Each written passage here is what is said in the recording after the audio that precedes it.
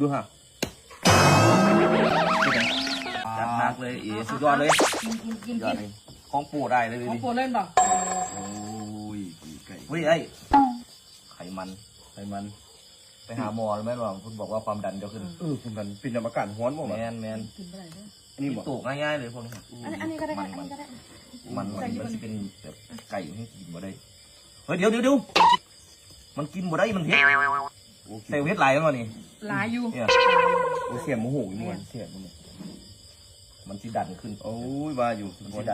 ขานี่กิน กดไหลย้อน อัน เจ้า นี้ได้ป่ะอันนี้ได้อยู่ป่ะ กดไหลย้อนเลย โอ้ปั่นเข้าเอ้ากินกับขาก็ได้หรอครับ ไม่โนค่าบ่ได้ไอ้โนค่ามันฮะมันนี่ปึ่งดูฮะ